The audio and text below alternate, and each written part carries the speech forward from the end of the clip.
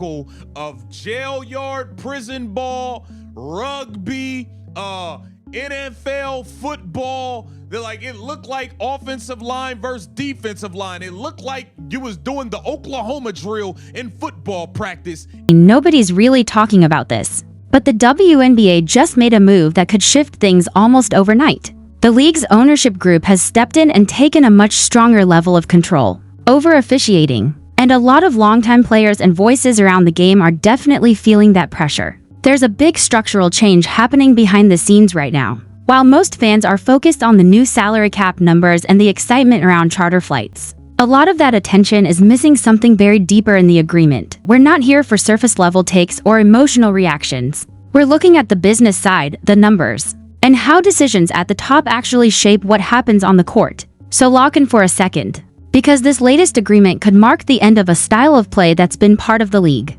for a long time. If you look back over the past couple decades, the league operated under a model that didn't always have strong external pressure. Officiating standards often varied, and the physical style of play was, at times, allowed to go further than many people were comfortable with. That led to a brand of basketball where physical defense sometimes crossed the line and disrupted offensive flow. Then a new kind of player entered the league and brought a level of attention and investment that hadn't been seen before. With that spotlight came bigger expectations, especially when it came to protecting players and maintaining consistency in officiating. Instead of immediately adjusting, there were stretches where things didn't seem to change fast enough, and that led to a lot of frustration from fans and analysts who were watching closely. Major issues is, what the hell is going on with these referees, man?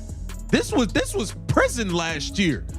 Caitlin Clark looked like she was out there on the yard going against a bunch of goons. I'm just being honest. The moment right there says a lot. When you break it down, you can see how physical the game had become in certain situations. There were repeated instances where players took hard contact and the whistle didn't always follow. From a league perspective, that's a problem. When your most marketable players are constantly dealing with that kind of contact, it raises questions about consistency and long-term sustainability. But what really stood out during that stretch was how different voices around the league responded in scrutiny when Minnesota Lynx coach Cheryl Reeve was ejected in Game 3 of the semifinals against the Phoenix Mercury. She then excoriated the league's officiating in her post-game news conference, drawing a suspension for Game 4.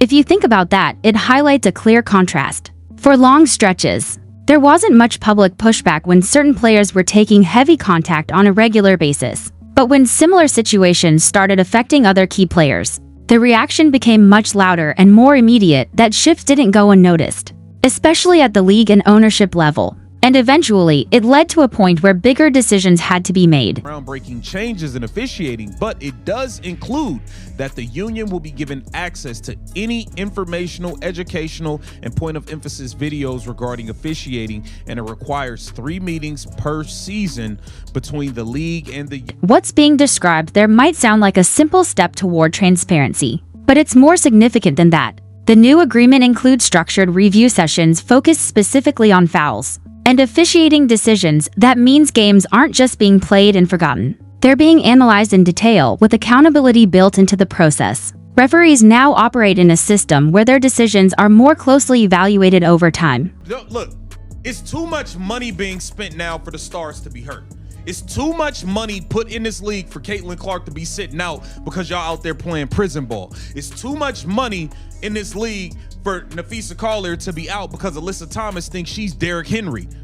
And that brings everything into focus. At the end of the day, the league is growing, the investment is growing, and expectations are rising with it. When that much attention and money are involved, consistency and player protection become non-negotiable. Broadcasters, sponsors, and fans are all expecting a fast, high-skill game. They're tuning in to see pace, shooting, and playmaking, not constant stoppages or overly physical disruptions. With teams moving into larger arenas and demand continuing to climb, the margin for inconsistency gets smaller. Officiating has to match the speed and precision of the modern game. That's where the shift is happening. The league is moving toward a version of the game that prioritizes flow, skill, and clarity in how it's called. For players, that means adapting. The game is evolving and the standards are changing with it. Thanks for being here on WNBA Pro. If you want more breakdowns like this focused on the business, side and how it connects to what we see on the court. Make sure you're subscribed. Drop your thoughts in the comments.